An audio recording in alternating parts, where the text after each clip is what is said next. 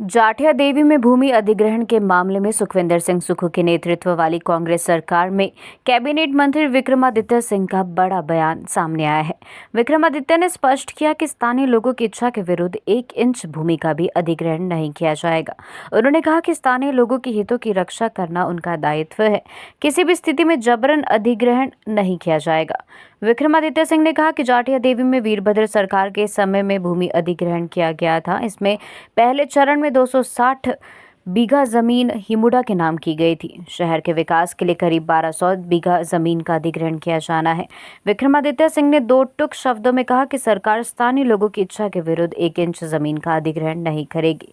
उन्होंने कहा कि जबरन अधिग्रहण नहीं किया जाएगा। किसानों और बागवानों के हितों की रक्षा करना उनका दायित्व है। सरकार ने आश्वस्त किया है कि अधिग्रहण प्रक्रिया में पारदर्शिता बरती जाएगी और प्रभावित लोगों के हितों का ध्यान रखा जाएगा। देखिए, मैंने बिल्कुल साफ बात करी है कि पहले चरण में वहाँ पर लैंड पूलिंग के माध्यम से करीबन 260 बीघा ज़मीन जो है वो वहाँ पे एक्वायर जो है वो हिमुडा के नाम हुई है। वो जब कांग्रेस पार्टी की तत्कालीन सरकार थी और राजा वीरभद्र सिंह जी प्रदेश के मुख्यमंत्री थे, उस समय वो ज़मीन हिमुडा के नाम जो है वो चढ़ गई थी। वहाँ पे एक सिंगापुर की एक कंपनी के साथ MOU भी हुआ था कि वहाँ पे एक टाउनशिप प्रोजेक्ट बनना है, मगर उस समय किन्हीं कारणों की वजह से वो नहीं बन पाया।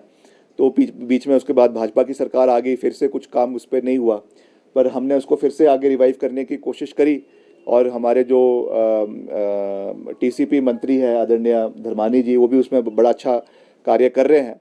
मगर उसमें स्थानीय लोगों की उसमें कुछ ऑब्जेक्शंस है कि जो अभी उसमें और ज़मीन लेने की बात की जा रही है, करीबन 1200 बीघा इन टोटल लेने की बात की जा रही है। उसमें कुछ शामलात की ज़मीन है जिसमें विलेज कॉमन राइट्स लोगों के होते हैं और कुछ लोगों की प्राइवेट ज़मीन है।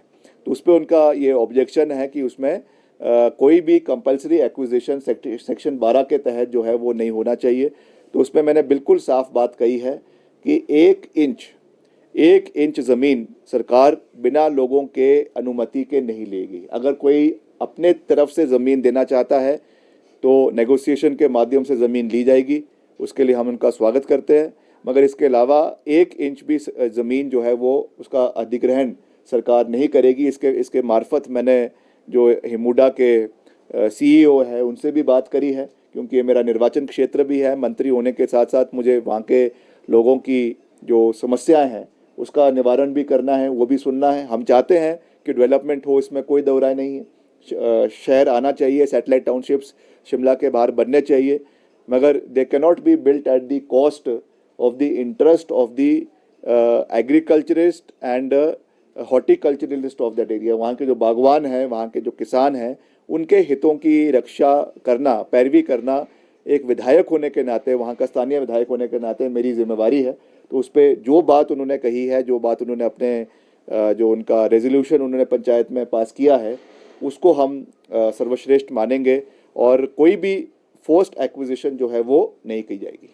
सर, आपने पर्यावरण की चिंता की, लेकिन 4 लेन बन रहे हैं, टनल्स बन रही है बड़ी बड़ी, क्या कोई इस तरह का कोई असेसमेंट किया जा रहा है कि इसका पर्यावरण पर कितना प्रभाव पड़ रहा है? नहीं, देखिए, हमने इसको भी इन टोटल इम्प्लीमेंट करने का मैंने निर्देश दिए। एक दिन मैंने अलग से बैठक PWD की करी थी। मैंने कहा है कि जो भी हमारी सड़कें, चाहे PMJSY की बन रही है, चाहे NABARD की बन रही है, चाहे CRF की बन रही है, कोई भी डंपिंग नदी नालों में नहीं होनी चाहिए। जहाँ पे डेजिग्नेटेड साइट्स है वहीं पर ही उसकी डंपिंग होनी चाहिए। और दूसरा, जहाँ तक टनल्स की बात है तो मैक्सिमम टनल्स का निर्माण होना चाहिए। 4 लेन में तो बहुत नुकसान प्रदेश का हुआ ही है, वो तो हम सब ने देखा है। मगर आने वाले समय में, भविष्य में इसको कम से ज़्यादा से ज़्यादा टनल्स का उपयोग हो, इसके लिए हम प्रयास कर रहे हैं। आपने, जैसा मैंने पहले भी जानकारी दी कि ढली, सैंज और रामपुर जो अभी प्रपोजल हमको जिसकी सैंक्शन मिली है 1400 करोड़ की, उसके लिए हमने मैक्सिमम टनल्स के लिए DPR बनाने की बात करी है। तो वो भी अभी मंत्रालय के स्टेज पर है, जहाँ पे DPR केंद्र सरकार द्वारा बनाई जा रही है और उसको फिर हमारा जो NH विंग है वो उसको इम्प्लीमेंट करेगा। तो हमारा पूरा ध्यान प्रदेश के पर्यावरण के प्रति भी है, क्योंकि हमें उसके प्रति भी जागरूक होना पड़ेगा। चाहे वो माइनिंग के मसले निकल कर आते हैं, चाहे वो इलीगल डंपिंग के मसले निकल कर आते हैं, इससे जो नुकसान हमारे इकोलॉजी को हो रहा है, हमारे पर्यावरण को हो रहा है, ये बहुत चिंता का विषय है। इसकी वजह से आज जिस तरीके की जो ये ग्लोबल वार्मिंग हो रही है, क्लाइमेट चेंज हो रहा है, ये सब इसी का ही नतीजा है। तो इन चीज़ों के ऊपर भी हमको ध्यान रखने की आवश्यकता है।